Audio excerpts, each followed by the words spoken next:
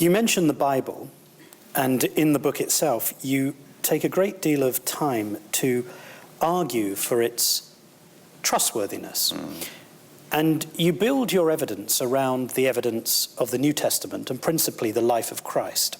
And you point the reader at witnesses, at the fact that these documents were written very soon after Christ, that they were not mythical legends. And you spend a great deal in the book in that whole area. But I want to ask you, what about the rest of the Bible? Because here's a problem that many people have. You argue in the book, well, look at the witnesses. Well, look at how recently the New Testament letters and Gospels were written. But if I had a witness in court, and that witness told one lie, that witness's testimony throughout those proceedings would be diminished irreparably by the one lie. So what am I supposed to make of Old Testament texts about murder, about dealing with concubines, about this bizarre book of the Revelation where there's horses and scrolls and images? What about all of that? What about those parts of the Bible? The Gospels are the most accessible thing, and they're the most crucial thing to look at. The reason I talk about the Gospels is because you've really got a lot of evidence that the Gospels reliably convey to us Jesus' life and words. And if you decide, this actually is a very similar line of reasoning from me that I just gave you. If you decide that Jesus is who he said he is, then Jesus himself looks at the rest of the Bible with the greatest respect. Almost every book of the Bible, of the Older Testament, the Hebrew Scriptures, is actually quoted by Jesus authoritatively. So you can, if you say, I'm going to read the entire Bible and find anything that's incredible to me, and I'm going to decide whether I accept it or not that way, again, if Jesus is who he said he is, then you have to actually deal with the whole Bible because Jesus himself took it as authoritatively. If Jesus is not who he said he is, who cares about the rest of the Bible? Because that means the core of it isn't true. But in your book, you make great effort to argue around the life of Christ. Yeah. And you deal with the issue of the authenticity and trustworthiness of the Bible, which is a huge question for all of us. And what I'm asking you is, do you not find that what you say about those passages in the Bible may well be robust, but elsewhere the case is undermined rather badly? Well, maybe I didn't say this just right.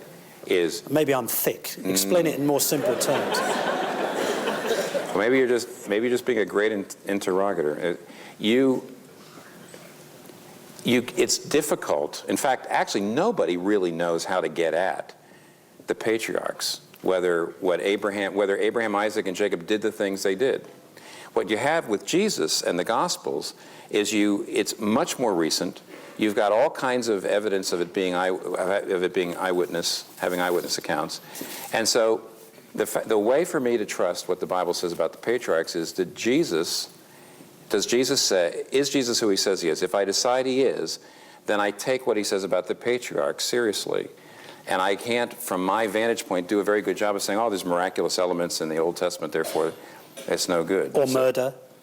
Well, actually, murder is done in the Old Testament, but it's not condoned in the Old Testament. Just because something is in a narrative, it's a little easier to read the epistles, where Paul says, I'm writing to you as a pastor, and you're the church, and I want you to do this, this, and this. Very simple. But for example, in Genesis, let me give you this example. In Genesis, you have all kinds of horrible things happening. You've got, for example, Abraham, Isaac, Jacob, they all have more than one wife, polygamy.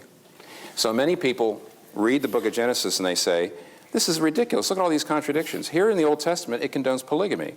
Robert Alter, who's a great biblical scholar, a Hebrew narrative scholar at Berkeley, I believe. Robert Alter says, anybody who reads the book of Genesis sees all the heroes having multiple wives and thinks, anybody who reads that and thinks that that's condoning polygamy has not learned how to read narrative. Every single person with multiple wives is having an absolutely miserable time. Just read it. And he says, I've got one wife. Yeah. I know what you're talking about.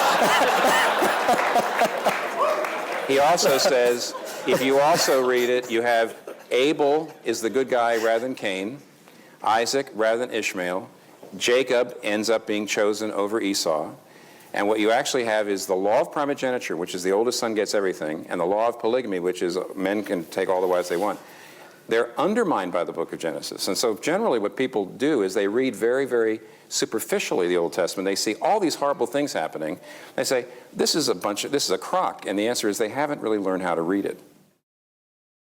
For more information about the Veritas Forum, including additional recordings and a calendar of upcoming events, please visit our website at veritas.org.